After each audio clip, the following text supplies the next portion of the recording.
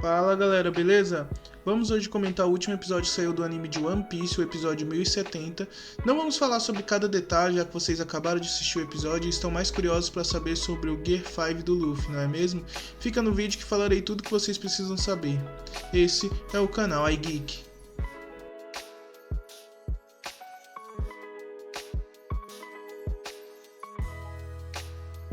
Logo no início do episódio, vemos a tristeza do Kaido por ter tido interferência em sua luta contra o Luffy, sem saber então qual seria o resultado daquela trocação de golpes.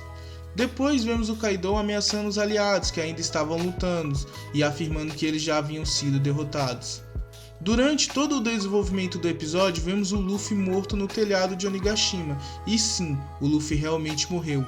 Um fato a se comentar dessa morte do Luffy é que o Oda, embora que a morte do Luffy tenha sido temporária, o Oda preferiu não colocar aquele sorriso de morte dos D, aquele mesmo sorriso que Luffy usa em Logital quando o Bug quase o mata, o mesmo que Roger usa em sua execução e Oden também o usa, embora esse não seja um D.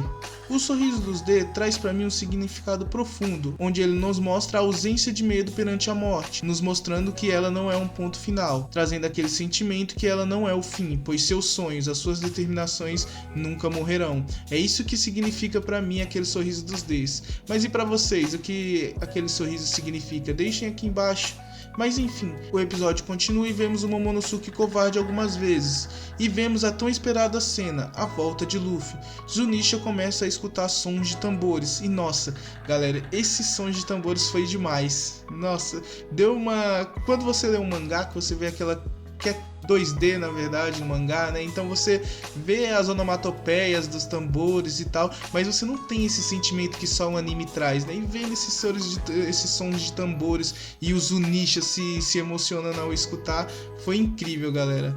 Mas enfim, o Zunisha se mostra bastante nostálgico, pois ele mesmo afirma que não ouve o som dos tambores há 800 anos.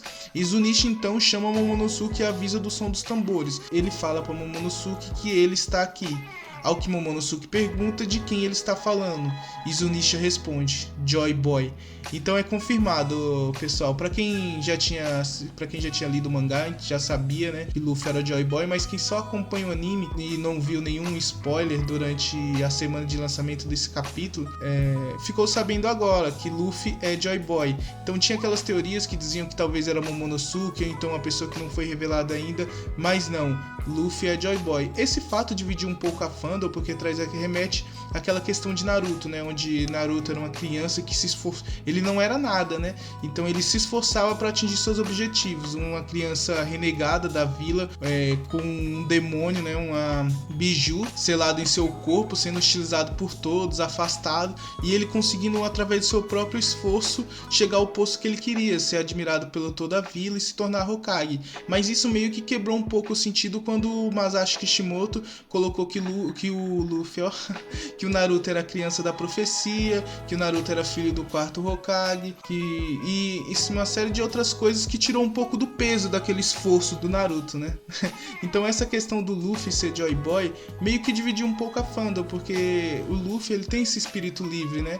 E você colocar amarras no seu destino, falar que ele é isso, que ele é aquilo, a fruta do Luffy que até então era para ser uma fruta engraçada, descobrimos agora que ela é a Hito Hito no Mi modelo Nika, né? A fruta do deus do sol. Então dividiu um pouco a fandom. Mas voltando pro episódio, vemos o Luffy de cabelo branco flutuando em uma forma meio estranha, né? Até então muita gente fez a tatuagem quando se lançou o capítulo achando que seria vermelho o cabelo do Luffy nessa nova forma, mas na verdade ele é branca.